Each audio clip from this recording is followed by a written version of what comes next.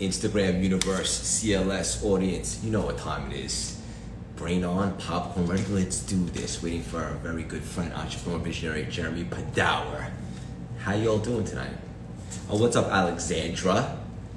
Yeah, hey Wex, how you doing, fam? What's up, Reggie? Hey, Alex. What's up, guys? Ooh, you guys are coming hot tonight. CLS Experience, how you doing? Suzanne, woo! Mikey V! Rach, how you doing, girl? Hit me with some questions. There she is, Lori. Aaron, what's up, brother? Waiting for Jeremy to come on here. Ooh, you guys are coming in hot tonight. Yeah! Can you feel my energy, my passion? Yeah? Drop a hell yes in the comments if you can feel my passion oozing through the screen. I'm gonna get Jeremy on here, visionary, the Godfather of Toys, in just a moment. Buckle up. You dig?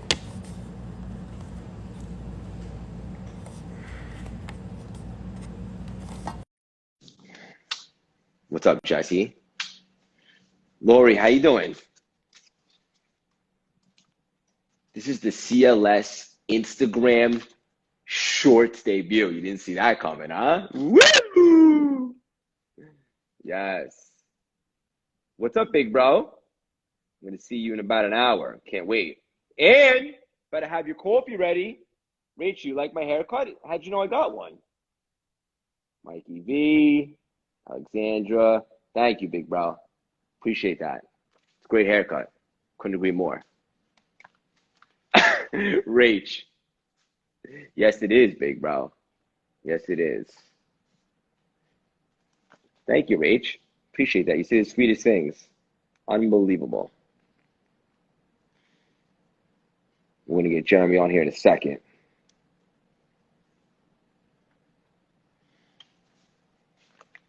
Do I believe in aliens? Great question. What's up, Laura? Your energy just off the charts. You haven't seen anything yet. Did I see the email?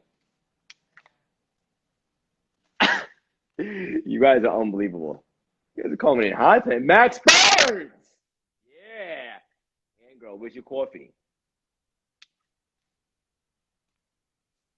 Jeremy, I see you. There he is. Yes.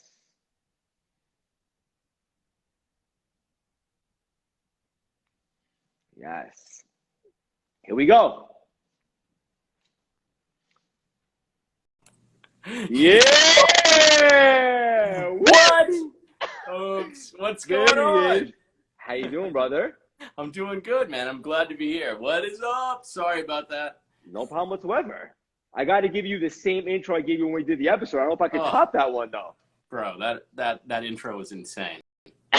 For my audience that might not be familiar, but we already have 20,000 downloads of the episode we dropped, so a lot of them are. We have entrepreneur, visionary, collectible connoisseur, the man single-handedly responsible for resurrecting the wrestling action figures back in the day. Just a phenomenal human being and a juggernaut in all facets of life. Please welcome the iconic Jeremy Padawer. How you doing, Jeremy? Dude, that can you? I mean, honestly, that's worth thousands of dollars right there. Thank you so much, brother. All kidding aside, we had the best time on that conversation. The audience is absolutely loving it. It's an episode not a lot of people saw coming, and we just went for such a ride. And I love your story. So much of it was so valuable. And obviously, me being a lot of the audience doesn't know this, but such a nerd at heart, just hearing all the cool stuff that you're doing with the collectibles and so forth. Obviously, you know, I'm a diehard wrestling fan. I'm super excited to be here tonight with you. Oh man, thank you so much. I'm excited to be here too. I'll tell you, it's been a few since I've done an IG live. This is great. I'm thrilled to be here. Cool. So the CLS audience is so engaging. They already love you. They wanted me to ask you a very specific question, so we'll come right out. You ready for us? Yes. What is your favorite collectible? You know what? It changes day to day, but my favorite collectible right now is a 1952 Topps baseball wrapper that I got when I was 13 years old. And I paid like $20 for it at the time. But it's beautiful. It's in perfect condition. I just got it framed. And 52 was the inaugural year that Topps really kicked off a mainstream set. They had done a set in 51, but it wasn't really considered the set. But the 52 was. It's interesting. I thought you were going to say like maybe one of the toys or the action figures, but we're going back in the day for this one. I love it. Yeah, man. I love so much of it. I do.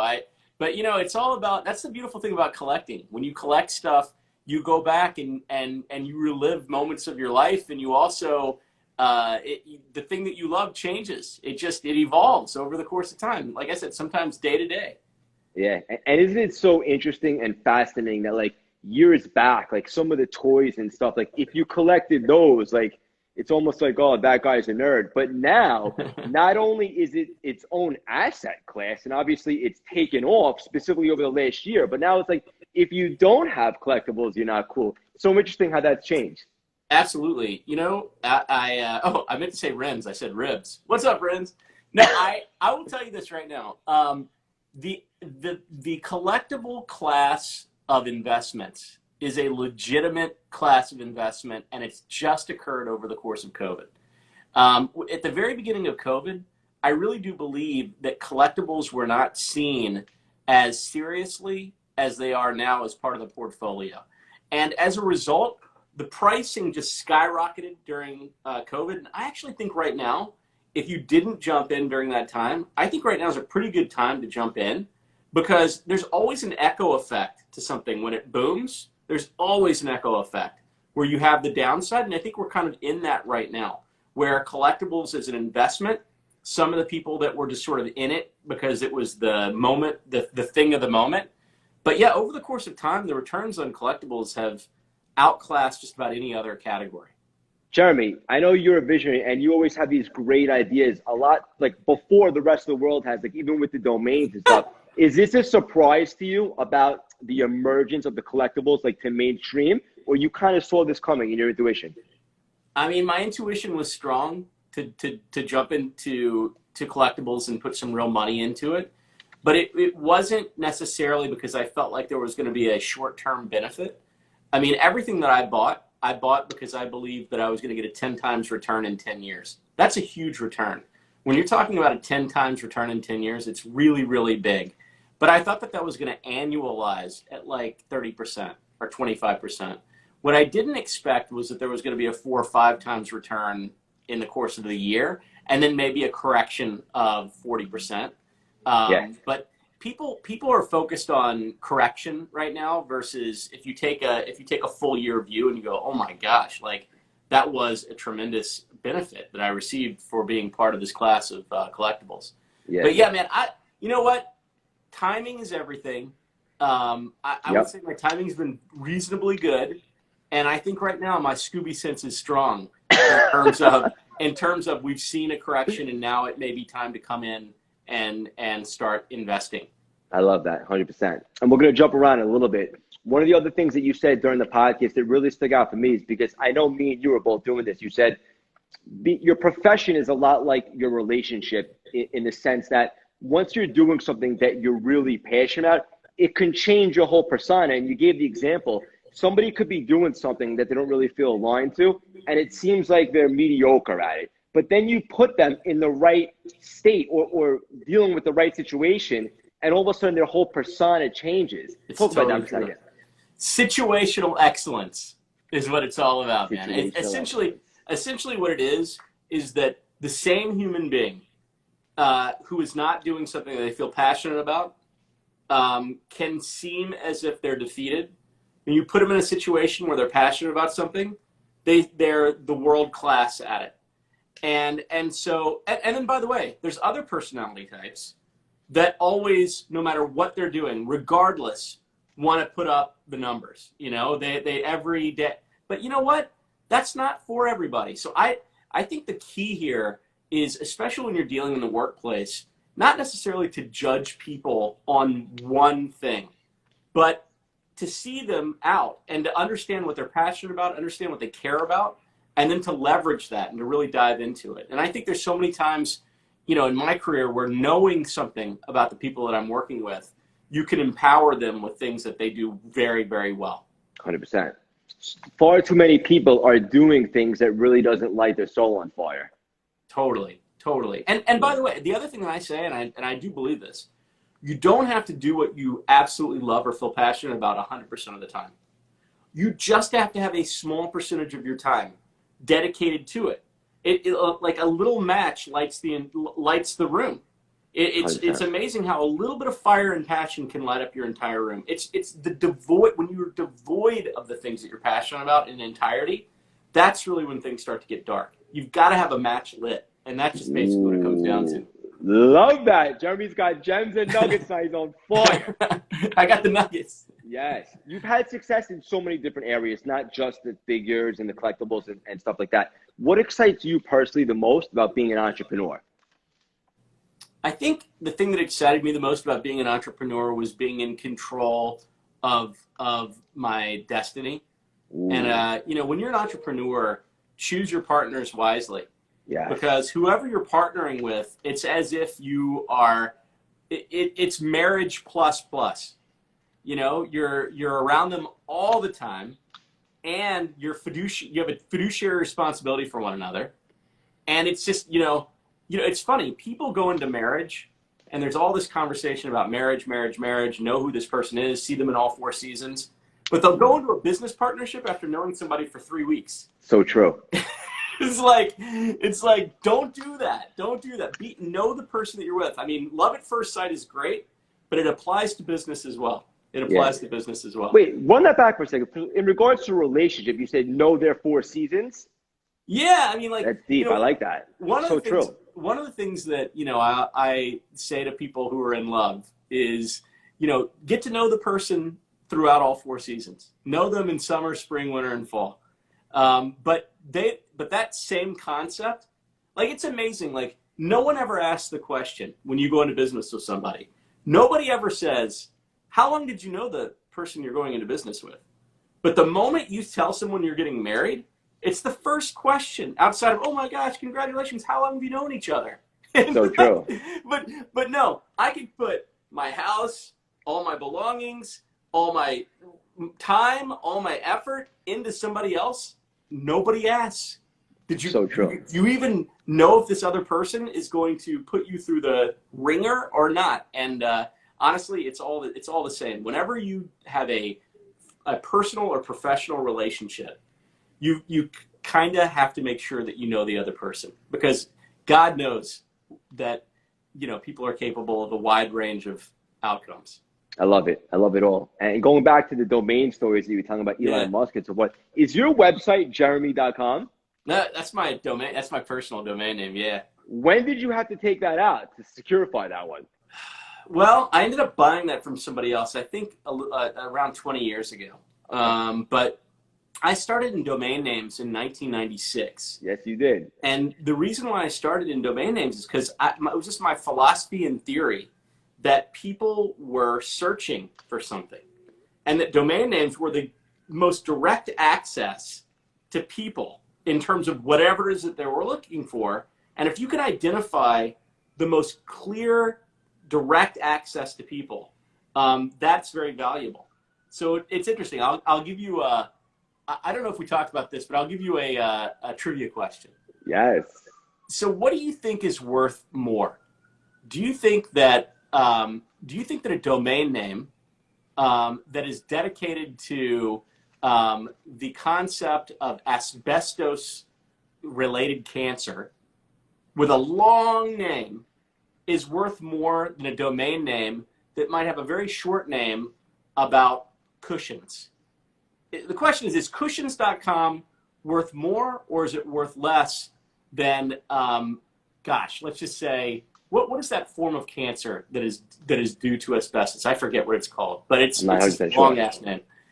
Okay, the answer, the longer name, and I'll tell you why. That's definitely a surprise, yeah. Mesothelioma.com is worth more than cushions.com. Here's the reason why. If 100 people a day come to mesothelioma.com, I can tell you that lawyers were paying $65 a click at the time for leads. So if you multiply 100 times 65, you've got $6,500 a day if you have 100% click-through. Let's just say you have 50% click-through. $3,200 a day times $3 million a year.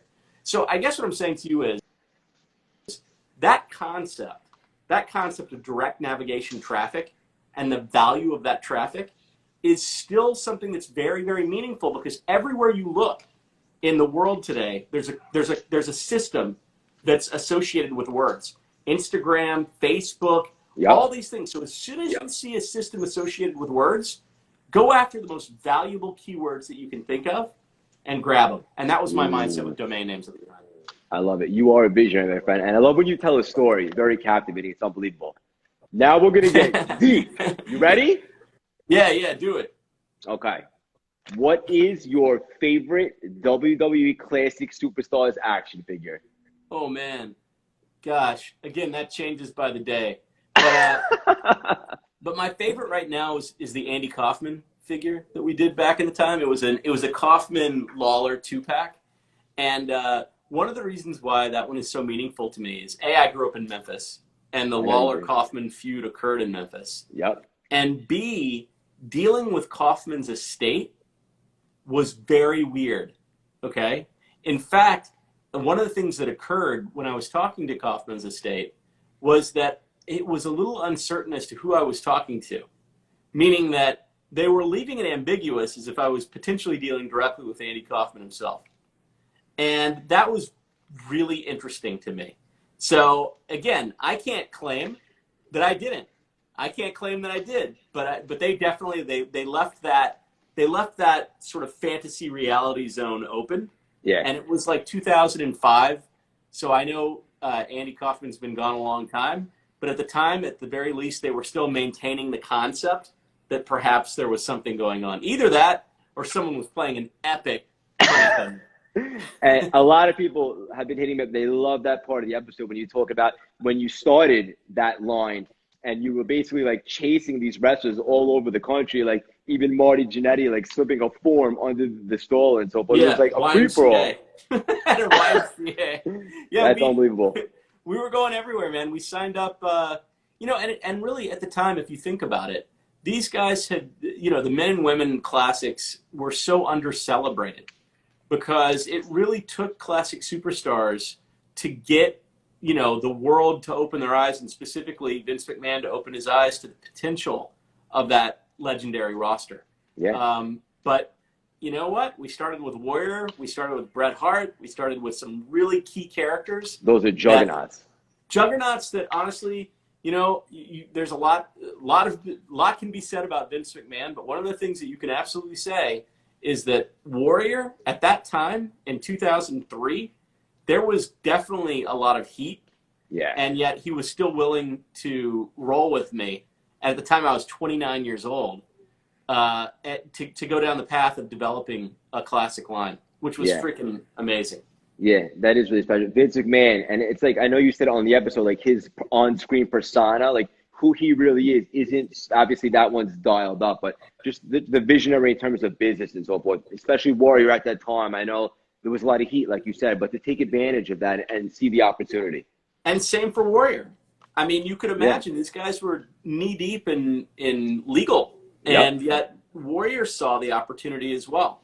So, I mean, I wish that I had a bunch of footage at the time, and I wish that I had McMahon and Warrior and both of their sort of mindsets and reactions, because really it was one of the more interesting things that was happening at the time, because it was literally in the middle of a world of activity when it came 100%. to the legal stuff. Yeah, I love it. One of the things that you said that really grabbed my attention is you said in terms of asset classes, right? Like collectibles, stocks, real estate, there's nothing more personable than a collectible, especially compared to the others. So you said that and it makes sense. Yeah, there's nothing that really defines you more than the things that you are interested in and that you can represent with physical assets. Yeah. So real estate comes closest because, if you're a beach person and you can't afford to live on the beach in LA, maybe you can afford to live in Virginia Beach, or maybe you can afford to live in Mississippi on, the coast, whatever it may be. But you can express your interests through living in a cabin in Maine or whatever it may be, you're a farm, whatever it is. But outside of real estate, equities are pretty boring. You can invest in companies that you understand, And so that helps. And there's a lot of social investing that goes on. But the real key is in the concept of being able to have physical assets behind you that you can look at and go, man, I loved golf in the early 80s. I loved seeing Lee Trevino and Jack Nicklaus go at it. Or, man, wrestling in 85 never has been better. Or Fortnite rocked, and here's why. Or AEW's inaugural set is amazing, and here's why. And I look at all this stuff, and it's like a menagerie of memories that hit all at once. And honestly, during COVID, that's one of the things that I needed. You know, being a very social person, I was lacking that connection to other people in that community. And this was really helpful for me, even mentally. I mean, and I didn't even really fully understand it at the time. Because I have to say, you know, being relatively optimistic, I'm not great at identifying when I feel bummed. And I only often know it in retrospect. Like Michael that was on here earlier who called me out. Like he was one time, hey dude, are you depressed? I'm like, oh my God, I am. I didn't even know.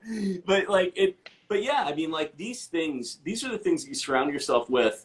And they really do bring a great deal of light regardless of the situation. 100%. You can't look at a collectible or an action figure and not feel some sort of joy. And I remember you saying like you had Jabba the Hutt in your figure fed and he had an unbelievable win record. Yeah. It cracks me up, but it's awesome. Dude, he'd do the splash, dude. So before LJN figures, we had, you know, as wrestling fans, we had to use our Star Wars figures or G.I. Joe or whatever it was. G.I. Joe.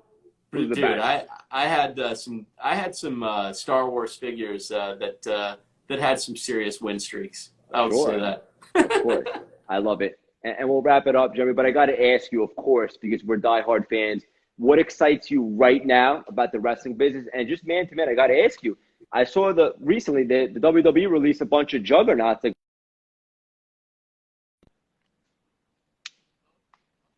You froze for a second. Can you hear me now? I can hear you. You'll never lose me. So I can certainly hear you. Number one, the wrestling business, what excites you most right now? And how come I just recently saw that a bunch of juggernauts got released from WWE, like Braun Strowman and so forth? Any insight into what's going on? I mean, I can just speculate. Yeah. But so I love wrestling when there is competition. The best. Right? I like almost all business when there's competition. Because 100%. it really forces people to put their best face forward, right? And so AEW is very interesting in terms of putting out a competitive product.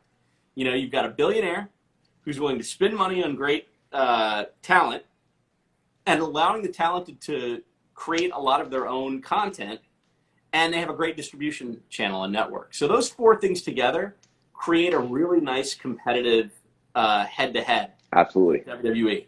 In terms of WWE releasing key talent, like Braun Strowman, that was a big surprise to me.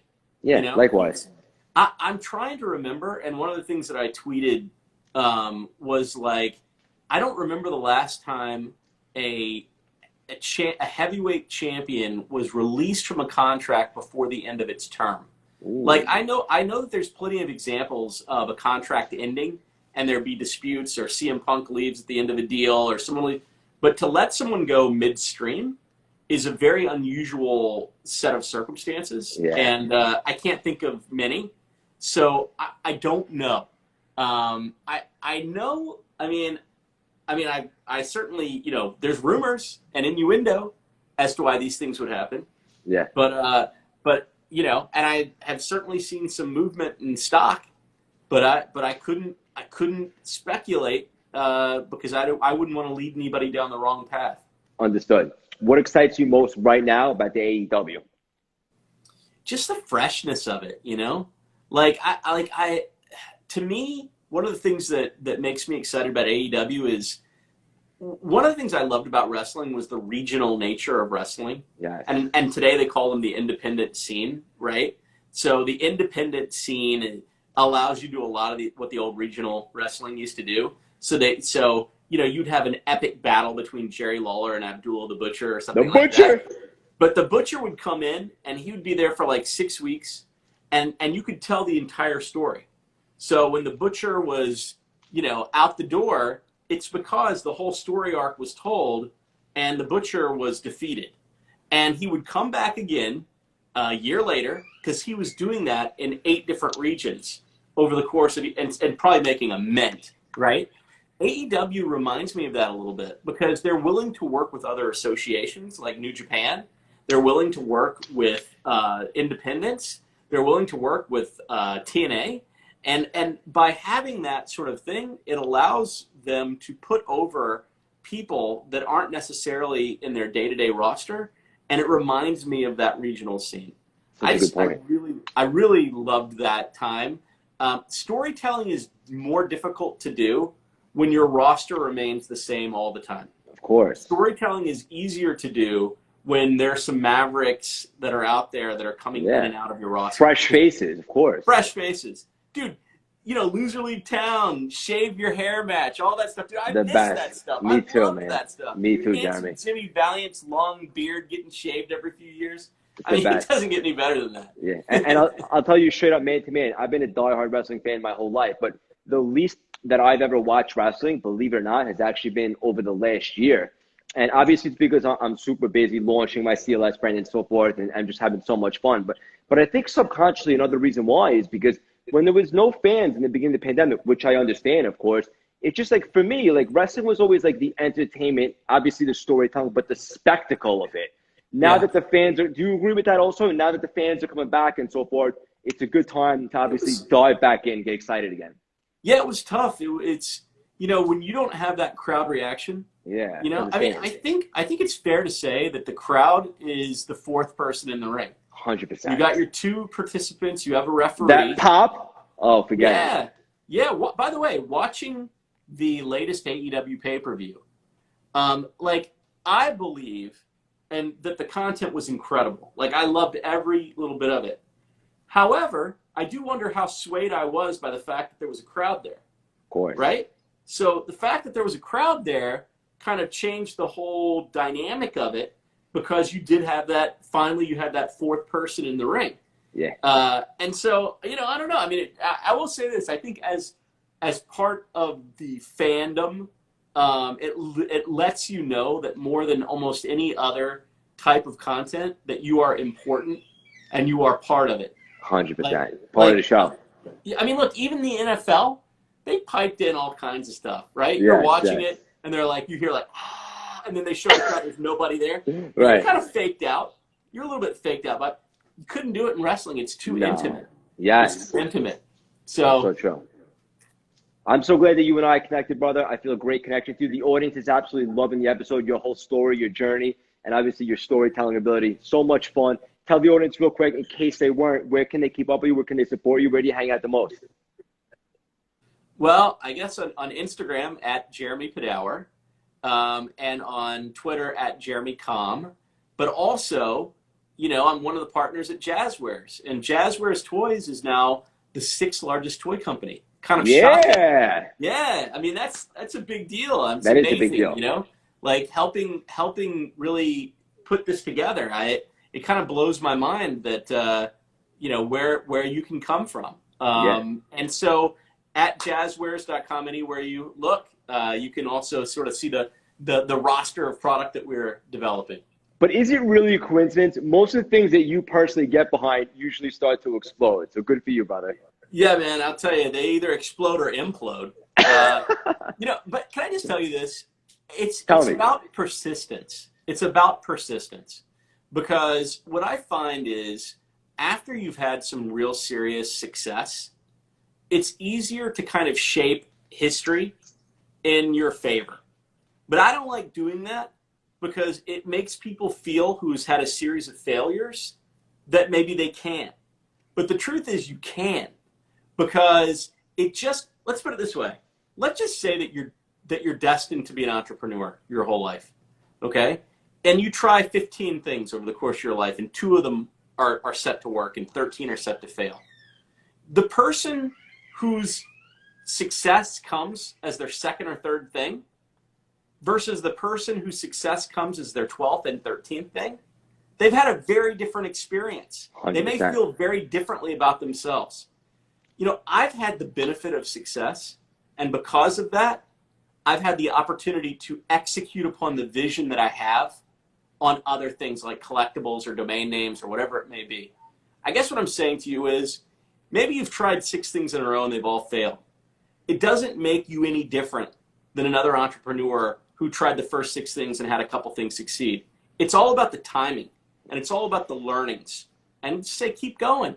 Like, keep it going. You know what? If you've got the fortitude, keep rolling with it. I love it. And the grit. Thank you so much for coming on, my man. Let's continue to build a relationship. I'm such a big fan of yours. I respect you. I appreciate you. And keep doing your thing. I look forward to watching you continue to fly. Thanks. I can't wait to share the interview. It's amazing. Thank you. Absolutely, brother. Thank you, Jeremy. Right. Have a great night, buddy. See you later. Bye-bye. Bye.